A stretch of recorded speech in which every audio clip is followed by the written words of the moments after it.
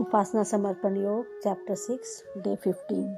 सभी को प्रणाम। जय गुरुदेव। आइए परम पूज्य गुरुदेव वंदनीय माता जी को हृदय में धारण करते हुए कल के स्वाध्याय में हमने पढ़ा कि मनुष्य को सदैव श्रेष्ठ मार्ग पर आरूढ़ रहने का ही प्रयत्न करना चाहिए और फिसलने का कोई भी अवसर सामने आते ही सावधान होकर उससे दूर हट जाना चाहिए। इसलिए गुरुदेव हमें बता रहे हैं कि हमारे सामने कोई भी परिस्थिति आए, हमें अपनी कर्तव्यशीलता का परिचय देना चाहिए और प्रयास करके नीच कर्मों से बचते रहना चाहिए ताकि हमको यथा समय उच्च स्थिति की प्राप्ति हो सके। यानी हम जब अपने कर्म को करते रहते ये ना समझें कि कौन सा काम छोटा है कौन सा काम बड़ा है। अगर हम करते रहते हैं अपने कर्तव्यों को और अगर हम प्रयास करके किसी भी बुरे कार्यों को करने से बचते रहते हैं, जिसे गुरुदेव ने नीच कर्म कहा है, तो एक समय ऐसा अवश्य आता है जब हमें उच्च स्थिति की प्राप्ति होती है। इसीलिए गुरुदेव कहते हैं कि हमें सदैव श्रेष्ठ कार्यों और श्रेष्ठ विचारों की तरफ ही अपना झुकाव रखना चाहिए। आइए आगे पढ़ते हैं। जो व्यक्ति निरंतर उत्तम मनुष्यों की संगति में रहेगा, सहज साहित्य का पठन पाठन करेगा, कल्याणकारी विचार मन में लाएगा और वैसी ही बातचीत करेगा, तो उसके नीचे गिरने की संभावना बहुत कम रहेगी और वह स्वयं भी श्रेष्ठता के मार्ग का पथिक बनेगा। तो ये कैसे संभव हो पाएगा कि हम कभी भी बुरे विचारों की तरफ आकर्षित ना हो, उधर हम ना जाएं। तो इसके लिए गुरुदेव ने उपाय बताया है कि जो व्यक्ति निरंतर उत्तम मनुष्यों की संगति में रहते हैं, यानी ज्ञानवान अच्छे लोगों की संगति में रहते हैं, सत साहित्य का पठन करते हैं, पाठन करते, खुद भी पढ़ते हैं, औरों को भी पढ़ाते हैं, अच्छे अच्छे विचारों का चिंतन करते हैं और अपनी बातचीत का दायरा भी ऐसा रखते हैं जहाँ इन सब बातों की चर्चाएं हो सकें, तो व्यक्ति के नीचे गिरने की संभावना यानी उसके पतन की संभावनाएं बहुत कम हो जाती हैं।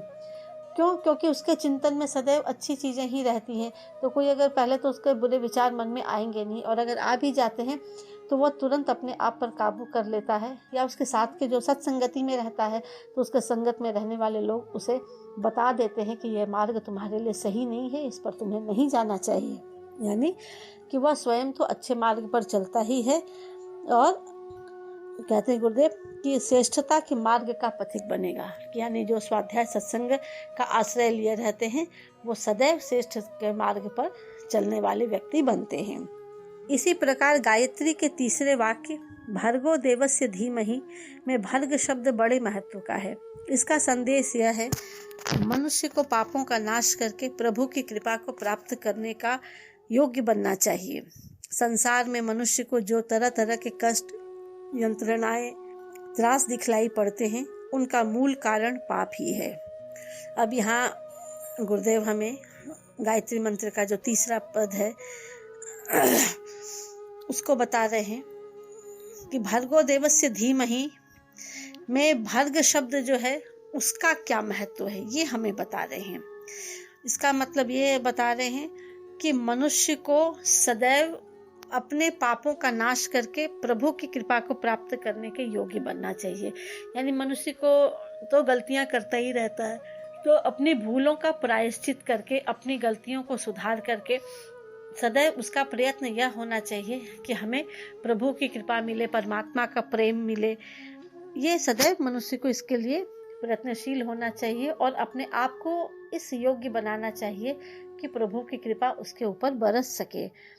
कि संसार में जो तरह तरह के हम देखते हैं कि बहुत कष्ट है, बहुत पाप ताप है, बहुत यंत्रणाएं हैं, बहुत दुख है, सब कुछ है, इन सब का कारण क्या है? इन सब के कारण की अगर हम विवेचना करें तो इसका एकमात्र कारण गुरुदेव बता रहे हैं कि यह पाप है। पाप यानी हमारे द्वारा किए हुए गलत कार्य।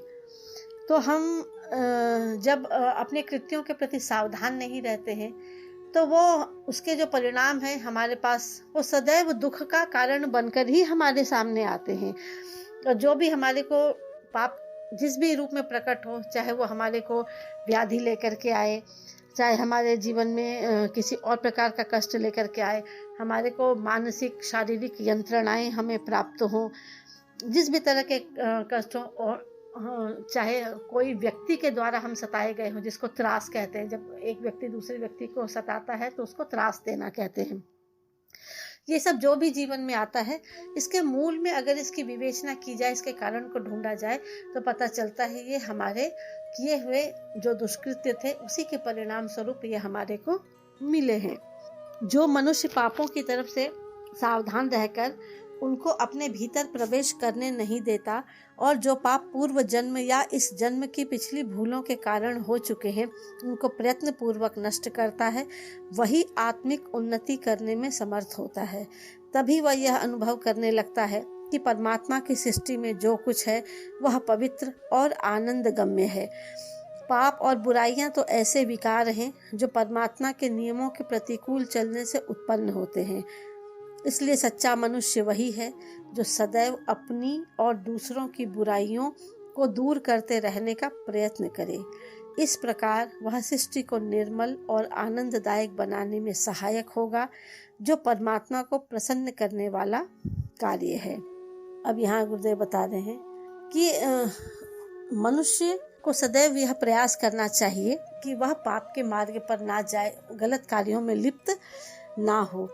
और जो भी मनुष्य इस तरह चिंतनशील होकर के जीवन जीता है, यानी वो बिल्कुल जो बार बार गुरुदेव बताए हैं कि विवेकपूर्ण जीवन जीता है, विवेक के साथ जीवन जीता है और उन गलत कार्यों को करने के प्रति सदैव सचेत और सावधान रहता है कि मुझसे कोई गलती ना हो जाए, मुझसे कोई गलत कार्य ना हो जाए, और ऐसे गलत चीज़ों को अपने जीवन में प्रवेश नहीं होने देता है।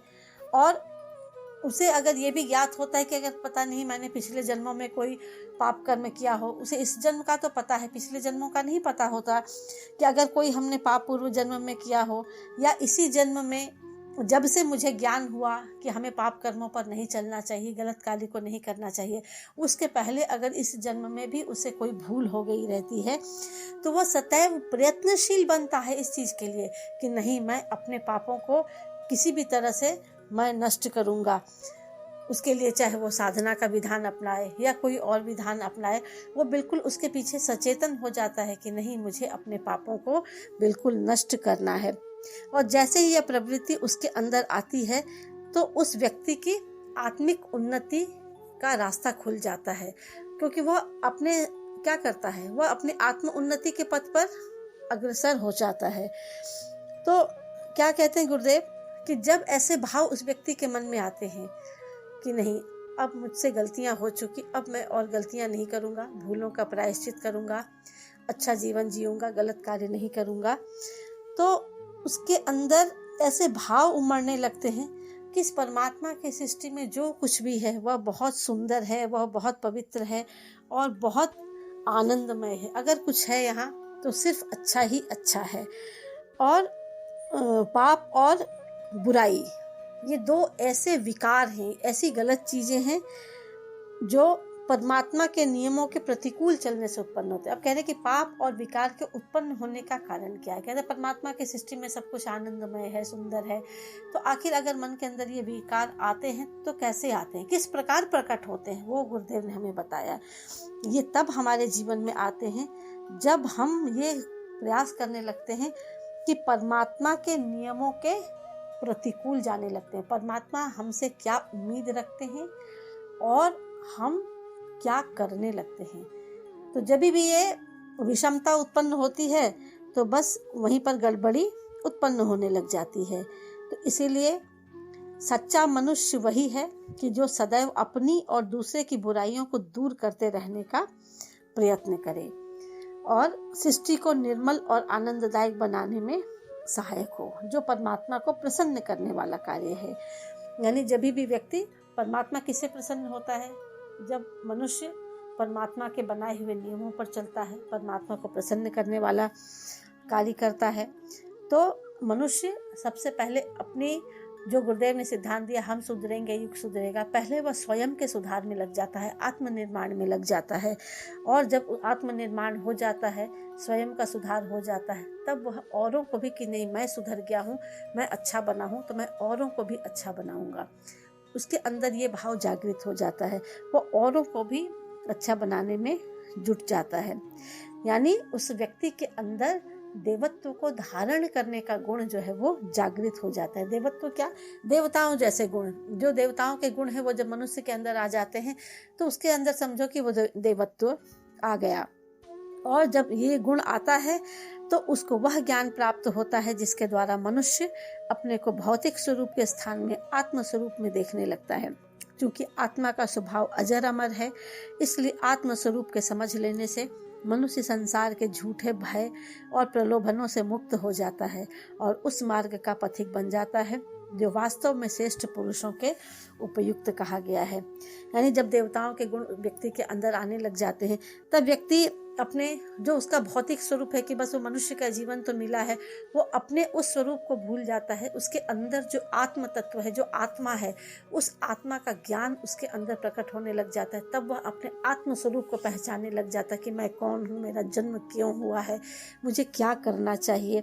और उसे यह ज्ञान हो जाता है कि आत्मा का स्वरूप जो है वो बिल्कुल अजर अमर है, इसीलिए वह इस संसार के झूठे भय और प्रलोभन उसके लिए कोई मायने नहीं रखते। वो वहाँ से मुक्त हो जाता है और फिर वह उस रास्ते पर चलता है जिसको वास्तव में श्रेष्ठ पुरुषों के उपयुक्त कहा गया है। यानी श्रेष्ठता के मार्ग पर, देवत्व के मार्ग पर चल पड़ता है और इसी के द्वारा वह परमात्मा तक पहुँच पाता है। तो आइए हम सब भी ऐसा प्रयास करें, अपने आत्म स्वरूप को पहचानने जानने का प्रयत्न करें। और गुरुदेव जो शिक्षण हमें देना चाह रहे हैं इस पैराग्राफ के माध्यम से वह ये कि हम सदैव प्रयास करें कि हम सदैव श्रेष्ठ कर्म ही करें। हमसे जो भूलें हो गई हैं उन भूलों को प्रायश्चित करने का हम प्रयास करें और भविष्य में भूल ना हो इसके लिए हम सदैव अपने विवेक को, अपनी बुद्धि को जागृत रखें और अपने आत्मा के स्वरूप को पहचान कर अपने आप को सदैव श्रेष्ठ मार्ग पर चलाने का प्रयत्न करें। आज के स्वाध्याय को यही विराम देते हैं। जय गुरुदेव।